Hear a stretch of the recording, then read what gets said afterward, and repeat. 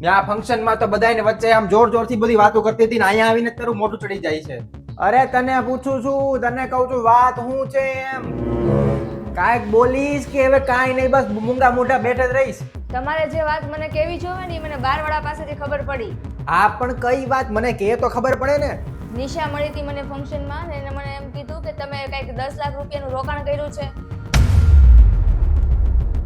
આવી વાત હવે મને બારવાળા પાસેથી ખબર પડે છે.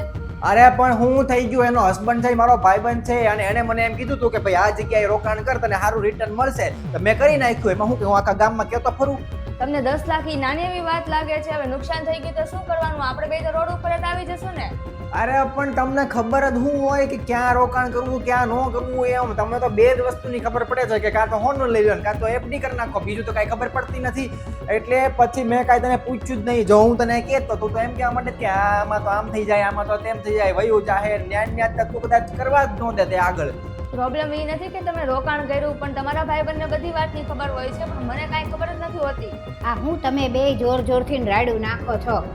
અરે કાંઈ નથી ભાઈ, મેં મારા ભાઈબંધની આરે થોડુંક રોકાણ કરી લીધું ને મેં આને વાત નહોતી કીધી, એમાં તો આટલી બધી રાડું નાખવા માંડી છે.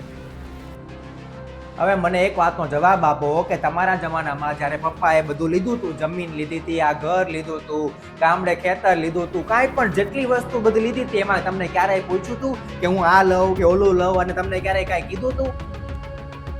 નહોતું કીધું ને. એટલે જ કહું છું કે એ વખતે બધાને ખબર હતી કે ભાઈ અમારે ક્યાં બોલવું ને ક્યાં ન બોલવું, ને હું પૂછું ને હું ન પૂછું. પણ આજકાલની છોકરીઓને તો કાંઈ ખબર જ નથી પડતી. એને તો એમ કે અમે તો છોકરાના બરાબર જ થઈ જઈએ, ને બધું અમને ખબર હોવી જોઈએ, ને બધું અમને પૂછીને થવું જોઈએ. હા, તારી વાત સાચી છે કે તારા પપ્પા નાની નાની વાતમાં બધું મને પૂછીને કરતા હતા. હું ખાવું, હું ન ખાવું, ક્યાં ઘડિયાળ મૂકી, ક્યાં રૂમાલ મૂક્યો, ક્યાં ગાડીની ચાવી, એ બધું મને પૂછે. પણ મોટી વાત હોય ને તો મને ક્યારેય ન પૂછે. અને જો પૈસાની વાત આવે, મોટા નિર્ણય લેવાના આવે તો એ મને ન પૂછે. મને એવું જ લાગતું હતું કે આમાં સ્ત્રીઓને ન પડાય, પણ ત્યારે મને ખોટું તો લાગતું જ હતું કે મને કેમ ન પૂછ્યું. અને એના માટે મેં કેટલી મોટી કિંમત ચૂકવી છે એ તને તો ખબર જ છે ને.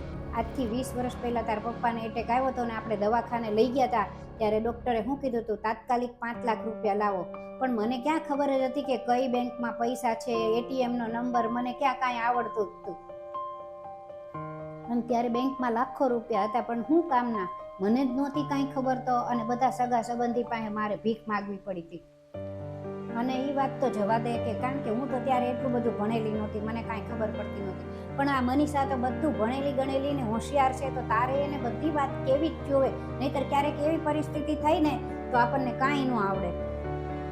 અને જો પતિ પત્ની છે ને સાયકલના બે પૈડા જેવા હોય છે.